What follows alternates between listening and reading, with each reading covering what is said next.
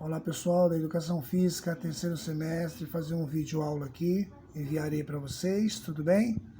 Estou segurando aqui. Vamos falar hoje do sistema oxidativo via aeróbia, tá bom? Perceba que eu não estou falando aeróbica, é aeróbia, beleza? Desconsidera isso aqui é uma atividade que a gente vai fazer em sala de aula. Vamos trabalhar aqui. Bom, aqui é só para constar, sistema oxidativo via aeróbia. Vamos falar sobre o ciclo de Krebs, produção de ATP, menor velocidade de produção, e os substratos energéticos, glicose, glicogênio, ácido graxo e aminoácidos, ok? Aqui só dando uma recapitulada das aulas anteriores, do sistema anaeróbio, né? Eu não sei se vocês lembram, anaeróbio lático. Então, aqui eram as 6 moléculas de carbono. Acontece a quebra através dos ATPs. Então, ela se divide em 3, duplica, né, o número de ATP. Aqui, que era glicose, já se transforma em piruvato, né? Quando é deliberado, quando ocorre essa quebra, é deliberado também partículas, moléculas de hidrogênio. Aí então vem um carinha chamado NAD, que eu expliquei para vocês, para sair da célula, e eles juntam-se com o hidrogênio, fica o NADH.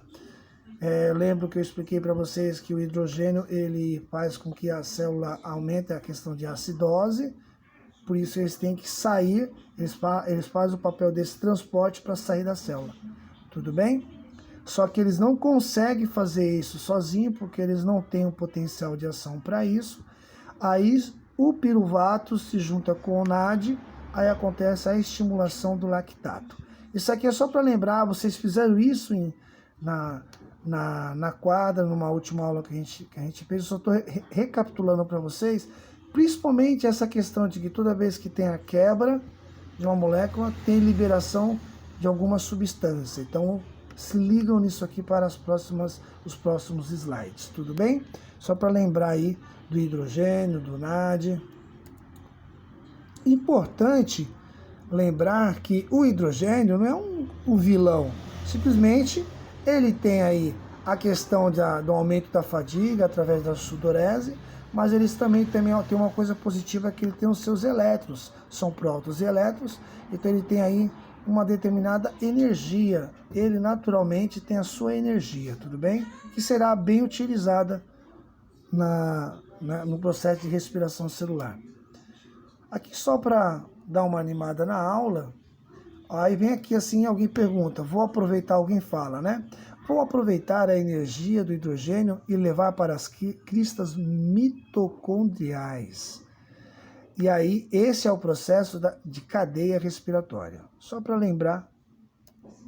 Então, está aqui um desenho, tá? É importante que vocês entendam o que seria as cristas mitocondriais. A matriz onde ocorre o ciclo de Krebs, que vai ser a última fase, essa parte azul é aqui que acontece. Existe a membrana interior e a membrana exterior. Importante lembrar para vocês, professores, futuros professores de educação física, que as pessoas que são sedentárias, elas têm uma estimulação mitocondrial muito vaga, muito fraca. E uma pessoa que faz exercício físico, um atleta principalmente, mas uma pessoa que faz exercício físico tem uma maior estimulação mitocondrial. Então isso faz com que os resultados sejam diferentes para quem tem a prática de exercício físico ou não. Então é através das mitocôndrias que acontece um dos trabalhos da respiração celular, tá bom? Então tá aqui um exemplo de tudo que acontece, a formação do acetil-CoA. Lembra do piruvato, que ele é derivado, ele é advindo do processo anterior da quebra da glicose, que se transforma em piruvato, então fica 3 em cima, 3 embaixo. Eu estou pegando só um aqui, 3. Então acontece a quebra do piruvato de uma das moléculas, ela é liberada em gás carbônico, que era 3, fica 2, E aí vem o NAD, vem o FAD, pega o hidrogênio porque libera também, eles também fazem todo o processo, mas o mais importante disso tudo é isso aqui, ó. Então, o que era ácido pirúvico, junto com a coenzima A, acontece o acetilcoenzima, tá bom? Acetilcoenzima A. E aí tem um potencial de ação que forma esses três. É isso que eu vou explicar para vocês agora. Então eu até descrevi para a gente seguir uma linha de raciocínio para vocês terem algum material para vocês lerem e não escrever. Então tá aí, ó. Ocorre a quebra de um carbono de piruvato, fornecendo assim energia. Esse carbono sai em formato de CO2 e o ácido pirúvico passa a ser acetil. Tá bom? Então é isso aqui, ó. Ó a dinâmica, ó. Tudo bem? E aí ele passa a ser acetil. Vamos para o próximo slide. Vou colocar de novo para vocês verem. Não custa nada, ó. Acontece a quebra. Tudo bem? Próximo slide. Como é o processo de transformação de ácido pirúvico para o acetil, professor? Como é que acontece esse processo? Então aqui é feito dessa forma. Sabemos que o acetil virá para cá, mas o que acontece? Quando quebra a molécula, que eram 3, ficam 2, é liberado hidrogênio. O NAD se junta com o hidrogênio, então fica NADH. Na produção da energia, o NAD se junta com o hidrogênio e passa a ser o NADH, que vão para as cristas mitocondriais para sofrer a cadeia respiratória. Então acontece isso. Eles vão lá nas cristas mitocondriais. Tudo bem? O acetil está pronto para entrar no ciclo de Krebs? Não, não está pronto. Neste momento, uma enzima chamada coenzima A auxilia se ligando ao acetil, passando a denominar-se como acetil-CoA, para assim poder entrar no ciclo de Krebs. Vamos ver o próximo slide? É isso que acontece, ó. Então, vem a coenzima A, se liga, aí ocorre essa transformação dessa liga. Acetil-CoA, tudo bem? Com quantos carbonos ficou o acetil-CoA, professor? Com 2 carbonos, né? Então, tem 2 carbonos e tem a coenzima, e aí se transformou em acetil-CoA. Legal. Aí vocês podem pensar, poxa, já não poderia ter ido para o ciclo de Krebs, afinal de contas, ficou só 2 moléculas e não 3, então seria mais fácil. Aí fazemos uma analogia, ó. São 2 carbonos, fica mais fácil quebrar, nem precisaria desse tal de Krebs, né? Aí uma perguntinha, né? Se você quebra essa caneta aqui, por exemplo, no meio, você quebra ela, pega com as 2 mãos, quebra ela no meio. Não é porque eu quebrei ela no meio que ela ficou menor que eu vou conseguir quebrar ela facilmente de novo. Então, não necessariamente porque ficou só 2 que ficaria mais fácil e não precisaria de entrar para entrar no processo, não consegue entrar diretamente no ciclo, no processo de Krebs. Tudo bem? Eu estou voltando aqui falando com vocês, porque tinha dado uma parada aqui, ó. Ok. Então, não é porque estavam só 2 moléculas de carbono que ficaria mais fácil. Não, teve que passar pelo processo antes de entrar no ciclo de Krebs. Qual é a função do ciclo de Krebs, professor? Deixar os alunos doidos? Não, a função do ciclo de Krebs não é para isso. Não mesmo. É para quebrar o acetil-CoA, porque ele se ligou e ficou 3, lembra? E aqui para explicar para vocês como é que esse tão assustado, né? As pessoas morrem de medo do ciclo de Krebs. Olha aqui, ó. Coloquei de uma forma mais dinâmica. Então, o oxalacetato, que é composto por 4 moléculas de carbono, se junta ao acetil-CoA. Lembra do acetil-CoA? Para poder entrar aqui? Que são 2 moléculas de carbono. Pensa aqui, ó. 4 mais 2, 6. Pensa nesse número, tá bom? Olha o que acontece. Ficaram 6 moléculas de carbono. 4 mais 2, 6. Porém, mudou o nome, ó. Virou citrato. É lógico que acontece um monte de processos antes de continuar, mas vamos focar de uma maneira mais prática, tudo bem? Aí acontece aí o isocitrato, que são 6 moléculas de carbono, acontece a quebra do isocitrato. E aí delibera o hidrogênio, e aí delibera também o hidrogênio que se junta com o NAD, que é aquele processo que vocês já aprenderam nas aulas anteriores. Percebe que era 5, como quebrou, ficou 1, ficou 5. Eram 6, foi para 5. Ó. Aí o alfa-cetoglutarato, tá bom? Esse é o alfa-cetoglutarato, 5. 5 carbonos. Aí acontece a quebra dele também.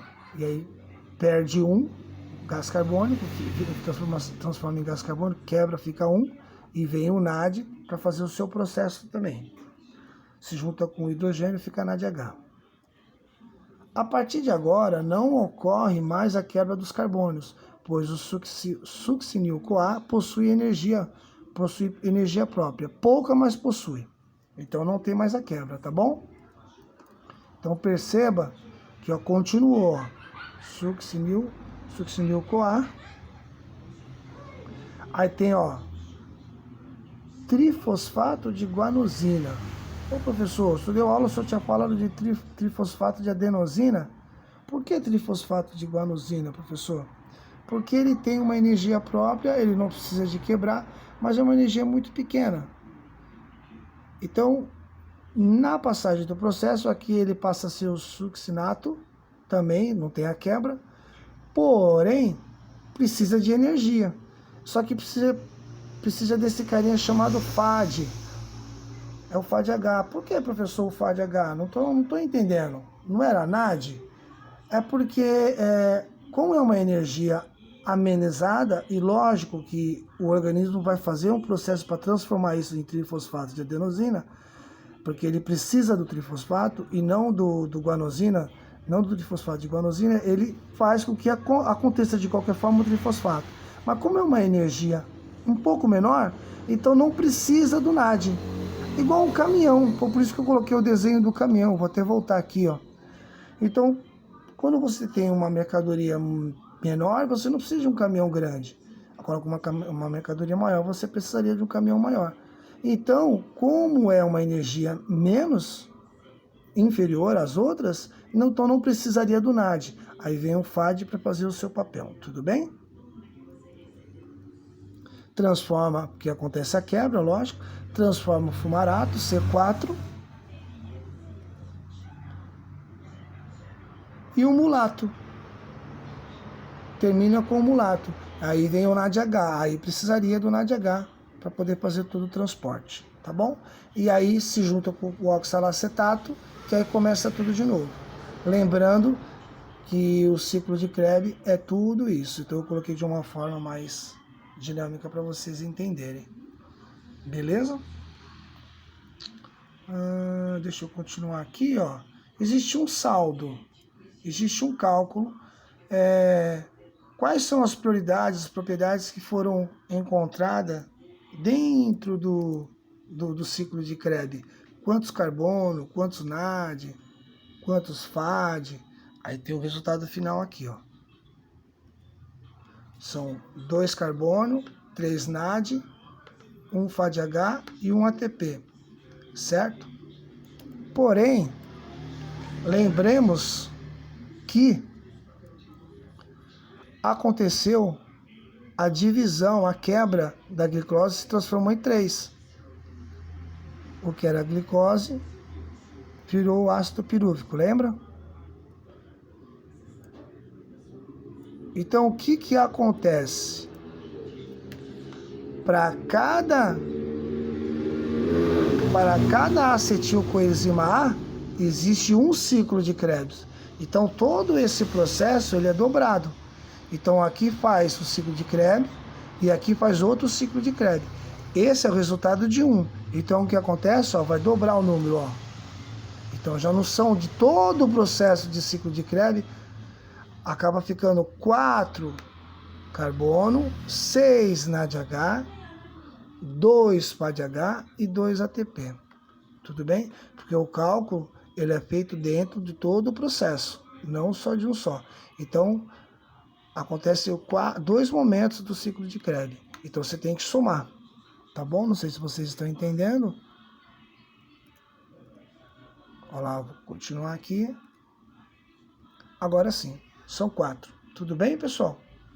Então, é lógico que o objetivo é fazer um vídeo que seja um vídeo mais prático e para que vocês tenham conteúdo da aula que a gente está passando por enquanto por aqui, tá bom? Eu vou enviar esse vídeo para vocês, espero que vocês tenham gostado.